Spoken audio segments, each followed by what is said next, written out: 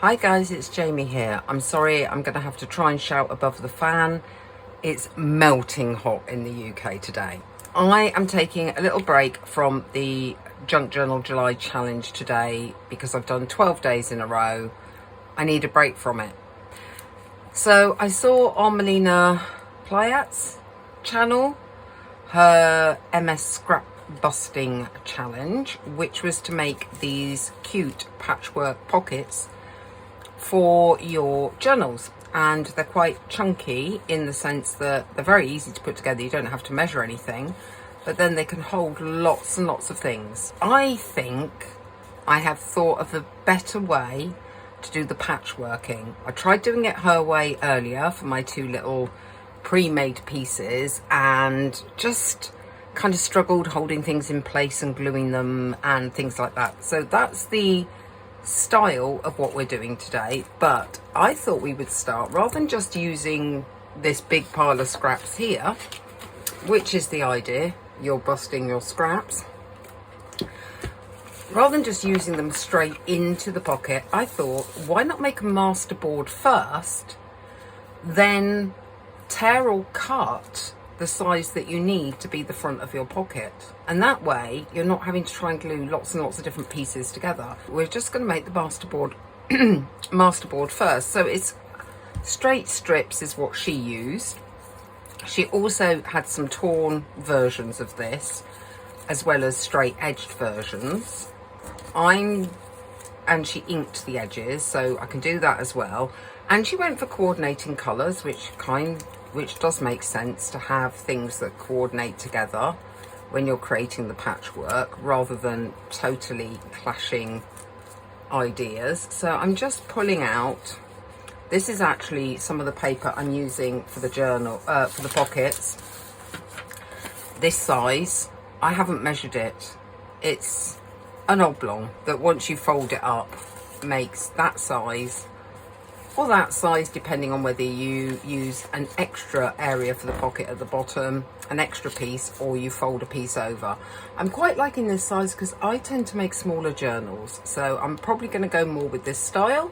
I've only got two pieces, so that's all we're going to do is two, because I am absolutely melting. I just want to go sit in an ice bath, and you will never hear me say that because I don't like cold. But at the moment, I feel like an ice bath with lots and lots of ice cubes in it would be rather yummy. I'm just trying to see what I've got in the way of all these scraps that go with the colours that are already on here. I mean, I've got tons of these little scrappy pieces and smaller bits as well. And I think the other advantage of doing it as, oh, that's blue. Don't know that we'll do blue. I think you could get away with yellow and brown. I don't think blue goes. I think the other advantage of doing it as a masterboard is that you can do various size patchwork, then it doesn't all have to be same size strips. Like this one's got, these have obviously been used on another project and were leftovers. That's too colourful, that's okay. We're doing all these sort of beigey type colours, and I can see that I'm going to fill this piece of paper, and I've hardly touched the scrap pile. She inked edges first, which did give them a nice look. Bit more effort, therefore, when doing it as a masterboard. But I've got two here. I've got espresso truffle, and I've got this one, which is more sort of, I think, orangey. And the espresso truffle's darker. I'm going to go with the orangey one, but this has already got a different ink on it, so it won't be as orangey as normal. And then it's not meant to be orangey, it's meant to be espresso, but I've got two ink pads that say espresso, and they are two very, very different colours. I may have to leave some drying time in between, which of course she didn't have to do, but then I will have this board and can probably do multiple pockets from it. So I'm not sure. You go with whichever style you like. I am linking her channel. Well, I always link her channel actually, and her mum's channel in my description, along with various other channels that I also follow. So I am not claiming to have original ideas. I am just trying other people's ideas and sometimes thinking, oh, maybe I should do it that way instead. I'm just trying them out as a beginner because I think sometimes beginners can be put off by all the digitals a lot of people buy and all the tools they've got, and I'm a beginner too and I don't have all that stuff. You don't have to have it, so I'm sort of trying their stuff without all the bits and pieces they tend to have because they've been doing it for years and either run their own shops or invest, you know, have invested heavily for years in all the gadgets and the digitals and everything. But when you first start out, that would prove to be expensive, and I think the point of junk journaling, to a certain extent, is to help recycle waste and find a new life for it. This is quite kind of not very interesting for you, so I will turn the video off and come back when it's done.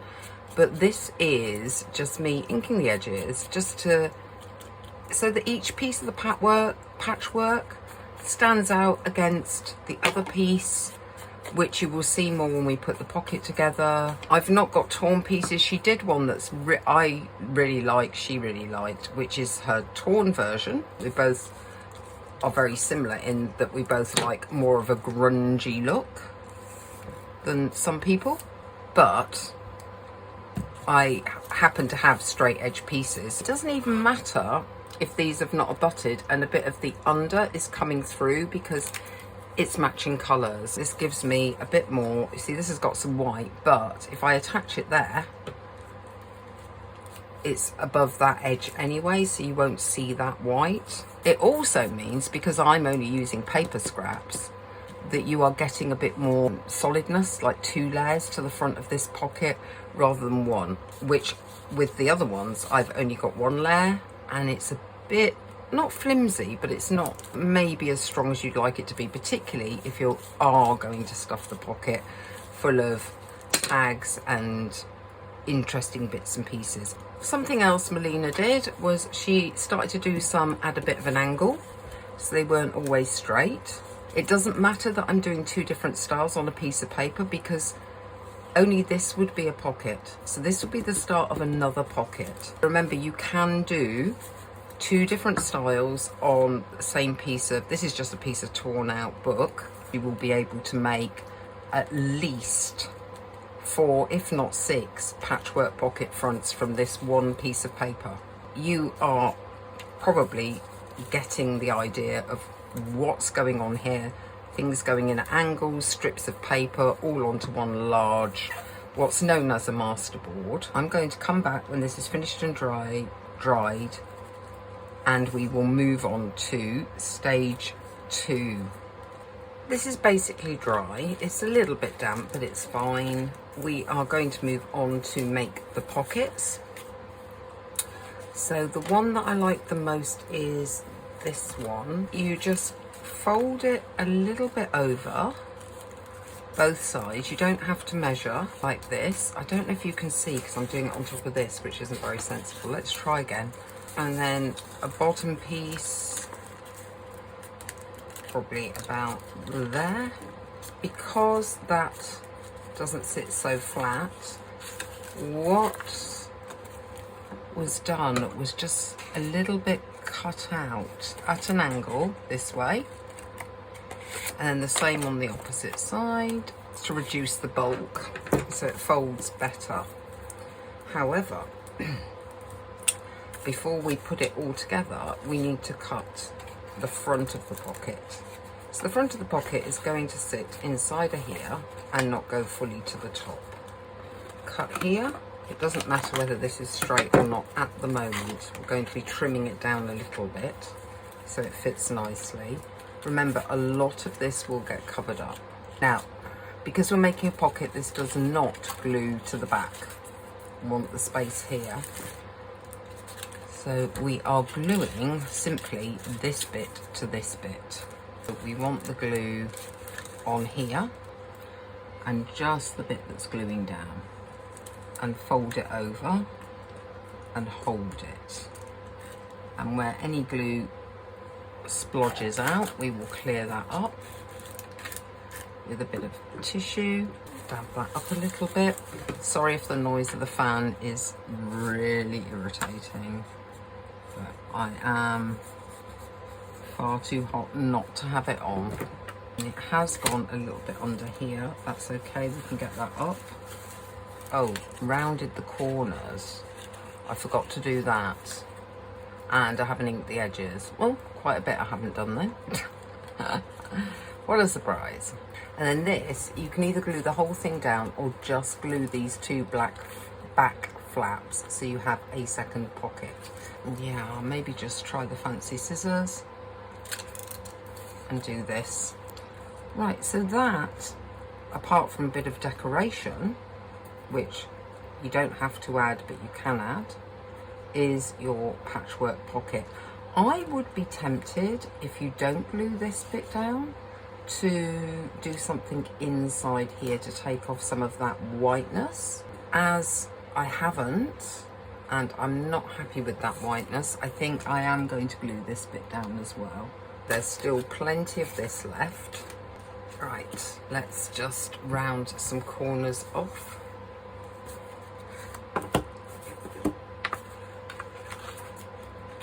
If I can get that in and rounded, that would be lovely. Right, inking edges. This is a slightly darker. This is the Espresso Memento. As you can see, it is not as orange as the previous one and is more what I would consider an espresso colour. If you want a real grungy look, you can, when you fold it over, put ink on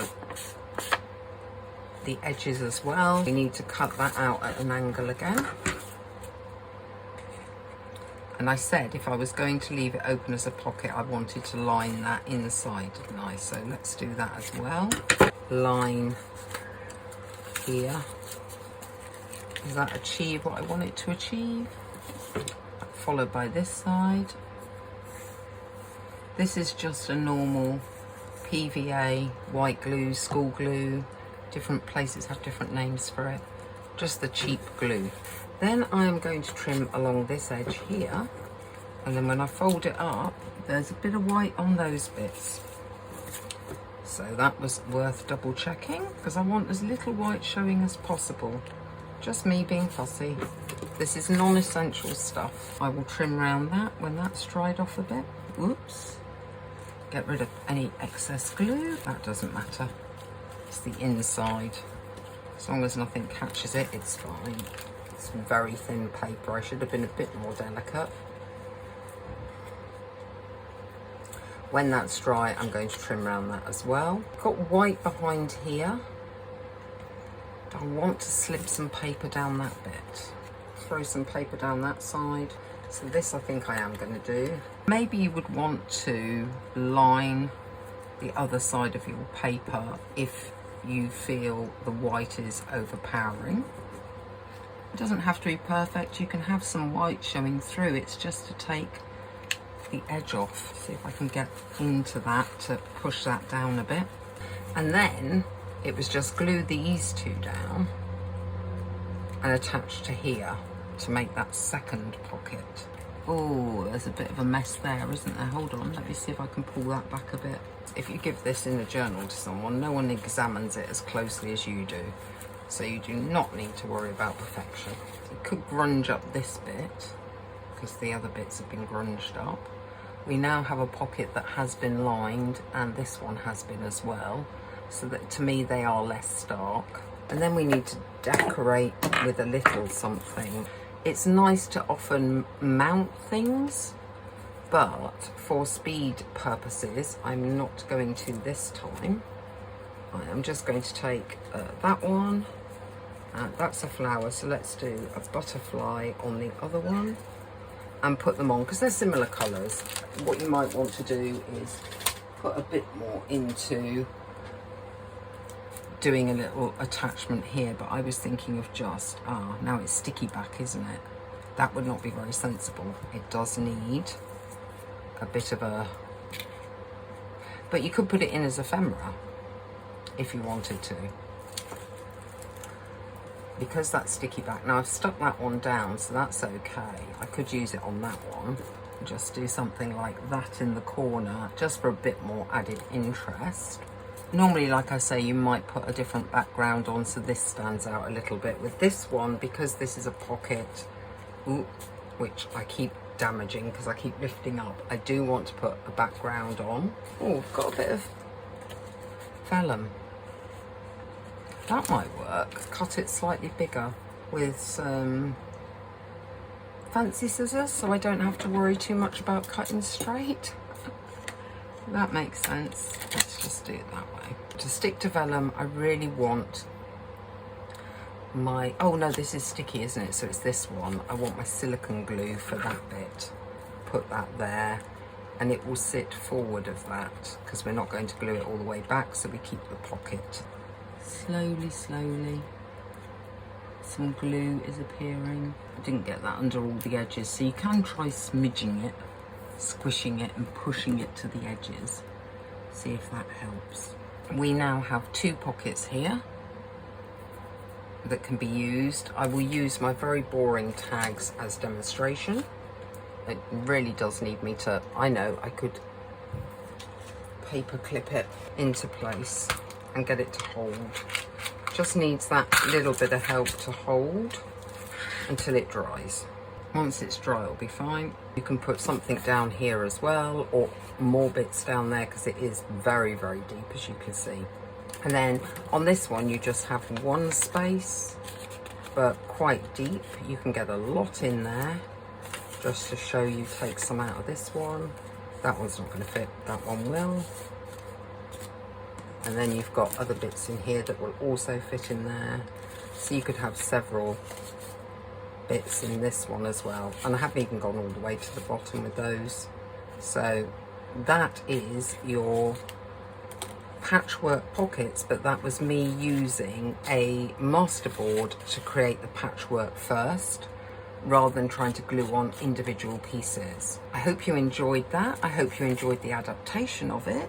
If you enjoyed this video, please like, subscribe, comment, do all the nice things to help me be seen by YouTube and more people on YouTube. And I look forward to seeing you next time. I am loading up at the moment a video a day, so just hit that notification bell and you will see when a video goes up. I tend to load them up in the mornings. Thank you very much. Bye then.